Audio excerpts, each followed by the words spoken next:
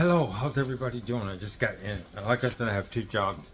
I work every day, and now I'm doing the video. I'm doing YouTube. This is the first time I'm actually, not the first time, I guess. Well, I got to know YouTube. I've been on YouTube for about 10 years, but I think making videos maybe close, not 10 years, but making videos, I'm not really sure, but it's been a long time, maybe close to 10 years doing the videos, I guess.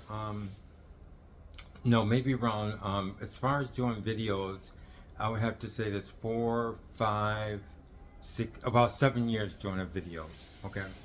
And this is the first time that I think I'm going to continue just trying to build it.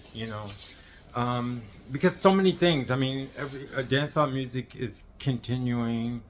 I got all of those projects, and I added new projects like music and Animar, if you're familiar with the station. And but today, what I want to do is I want to talk about. I just got into work. I have to do because maybe I have to do like 4 or 5 YouTubes today. But I wanted to. I think I should move this down a little bit. I don't know, but I wanted to. I wanted to talk about this. I haven't made the video yet, but I'm getting ready to do a short, and I'm getting ready to do a song on on something that I wanted to explain as far as being a ex-Jehovah Witness. I haven't did an Ex-jehovah Witness tape in a while, and the name of the song is "She Loves Me, She Loves Me Not." At first, well, the song when I actually made this song, it was called "Just a Friend." Okay, but now I noticed that you have to do explanations. Nowadays, back then you didn't have to really make explanations so much, and people would pretty much make it their own. But it seems like from just the way things are going, you have to be more less vague nowadays, as far as the titles and things like that. They like things exact, I guess, because they want to know where they're going to spend their time and if they're going to spend their time on this or that. So I ended up naming this song "She Loves Me, She Loves Me Not."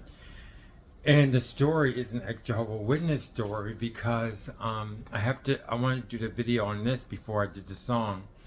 But you know how and this is from the boxes that, it is good, like I said, if you've seen all of my Jehovah Witness videos, it is good to go through the boxes, because I got this out of some boxes that I was unloading when I was a Jehovah Witness, now that I'm ex-Jehovah Witness, but thinking about my time as a Jehovah Witness. It just, because some of the things that you need, some of the information you need for now.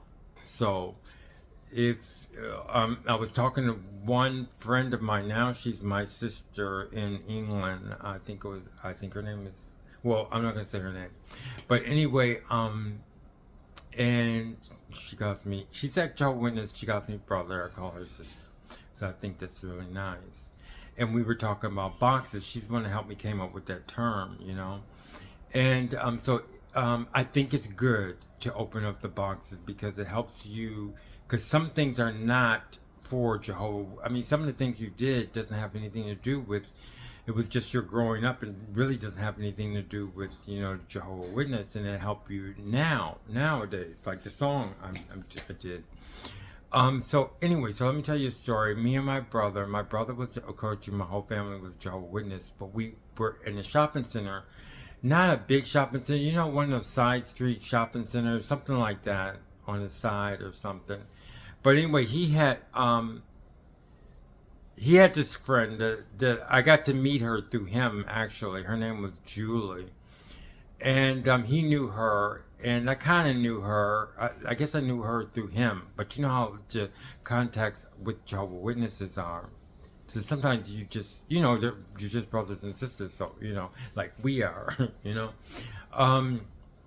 So anyway, this song came on. I'm not in love. I gotta look it up. I'm not gonna.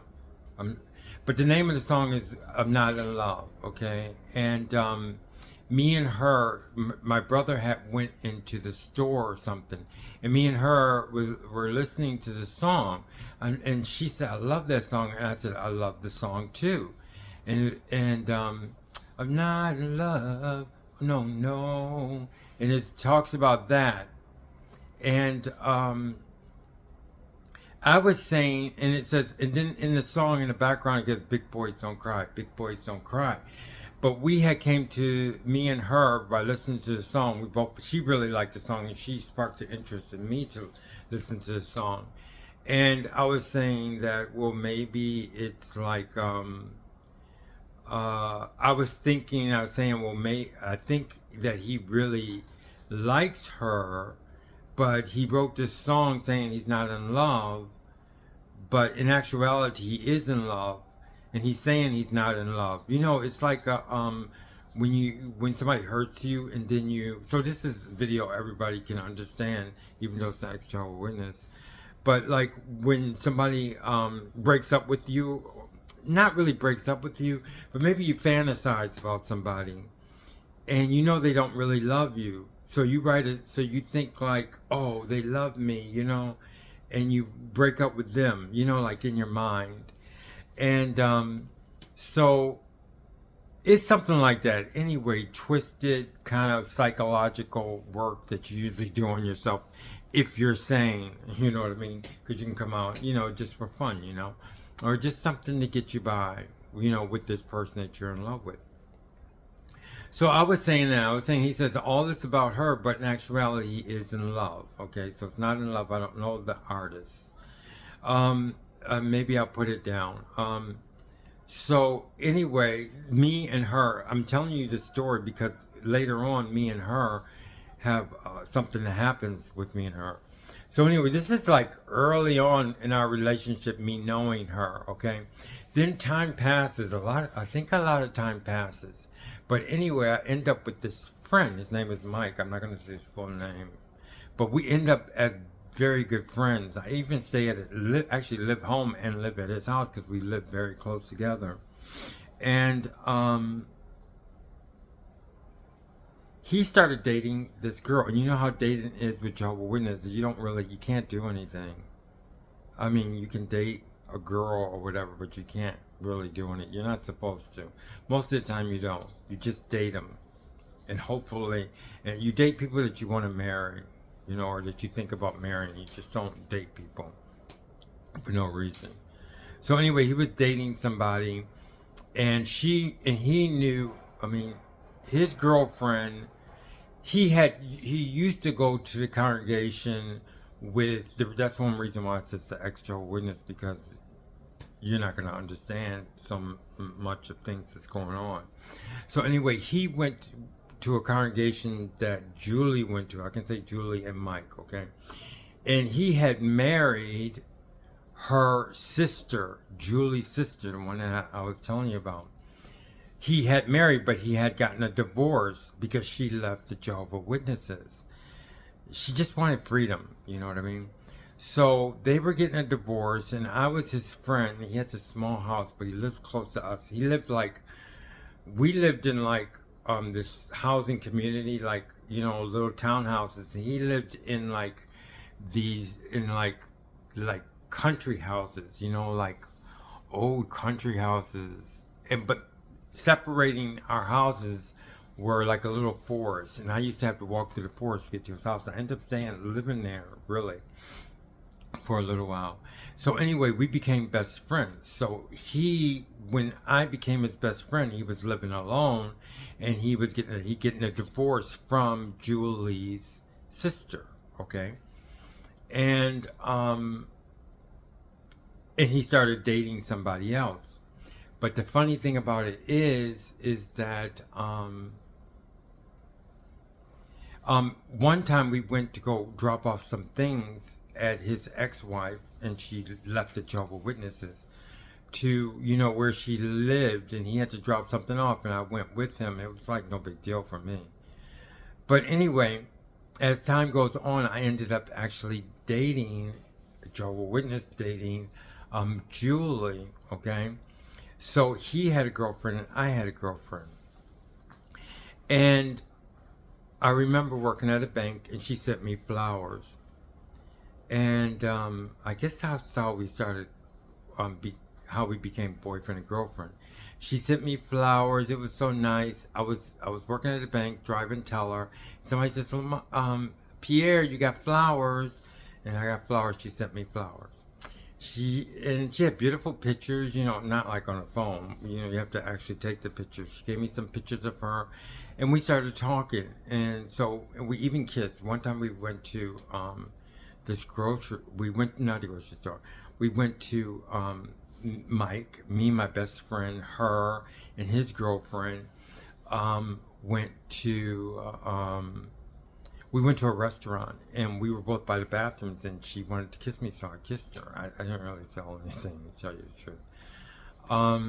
But it was nice. I became, it was like a relationship, you know what I mean? I'm very into relationships. So anyway, we were really good friends. And one time okay, another thing, I just got to tell you a little bit about our stories. And one time, so we would drive together, in places like that. And one time I wanted her to meet my family, and we went to a get together. My family was there, and a lot of people from our congregation was there. So I went around the whole circle. It was like this one room, you can imagine if you're Jehovah Witness. It was like this room, but everybody was seated like in a circle, like by the wall, because it was like in a square, like. And we walked into the room, and I introduced her all to everybody, in the room, and my parent, my mother, my sister. And then one time, which is really strange, we went out with my sister to Ponderosa. And, I don't remember Ponderosa anymore, when I used to eat meat, of course. And, my sister said to her, she goes, now, we're just Jehovah Witnesses. Jehovah Witness can understand me. For some reason, my sister goes, Pierre, when you were real young, you were evil. And I was like, what? I mean, like, I was here with my girlfriend, and my sister is saying, my sister and my mother was always like that when I dated somebody, when I dated a girl. I mean, they were like that. They were like, they didn't want it. I don't know why. They would just do weird things like that. And I'm with her, okay? And it does make a difference because, I was black and she was white, okay? And she knows that she's going to be sensitive to things like that, okay? So, my sister actually said, while we were eating, oh, Pierre, you were evil when you were a little kid. You were just evil. And I just can't, I said, and I was like in shock. I was like, Lynette, why would you say that? But anyway, so as time went on, she ended up, I was over my friend's house, best friend's house, and I was in the small bedroom. I mean, a real small bedroom, like you would never believe. And he brought in the phone. My friend goes, you have a phone call. It was Julie. And Julie wanted to break up with me. I'm almost sure that's when she broke up with me. And she goes, you know what? I just dated you because all the girls talked about you and I just wanted to know how it was. So I'm breaking up. And I couldn't believe it. So anyway, I'm just going to finish this. Now I'm going to talk about the song again. So, anyway, she ended up breaking up with me and I was like brokenhearted. And we had this wedding to go to. We were supposed to have fun at this, not engagement party, but a reception. And I was still invited to reception. And we had plans to go, but now we're broke up. So I went to reception anyway, and I couldn't believe it. I felt so down. As Jehovah Witness, we don't do anything, but she was still like my girlfriend. And I remember asking her, could I dance with her or something? And she said yes. And we danced together, and it was so like cold. it was so cold, like I couldn't believe it. Anyway, she ended up breaking up with me.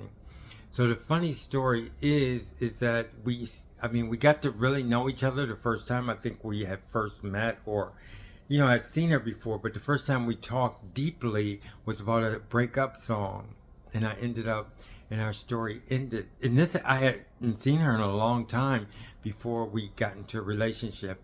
And then we ended up breaking up. So that's why I'm saying it's good to go into the boxes. Because, okay, now after that, then after that, I wrote the song. I mean, it took some time, but I'm sure the song was affected by that, because I had remembered that time. I'm not crying, okay, but it was sad. But anyway, the song, when I started writing it, I remembered the time when I met her, okay? But the thing about it is that I didn't tell her that. The song is just about, it made it easier for me to write the song because of the experience I had. I mean, she never told me all those things. I never said all those things because this is really, really rough things that I don't think anybody would ever write anybody. But when I wrote the song, it inspired me to write that song. And I laugh because when I sing that song, it's it's so untrue. I mean, I don't think anybody could survive all those words like that. But it was the music brought that song out, okay? And that's what I wanted to tell you about that song. And that was from the boxes that I had opened up. So it does help you because it doesn't really have anything to do. It does have things to do with how a relationship was, how, a relationship works as a Jehovah Witness, but that's just about it. Anyway, I hope you enjoyed this short song. I wanted to give you that song. I wanted to give an explanation to everybody about this song because I noticed I wrote one song and it wasn't about anything bad, but someone had taken it the wrong way. And like in the 70s or 80s, they would never do that. But I notice now they take things more like, they don't take things suggestively or something like that. I'm still learning. So thank you very much, my brothers and sisters. I hope you all are doing fine. And I was talking about my ex-brothers and sisters. And you're my brothers and sisters. So think about that. Thank you very much. Bye.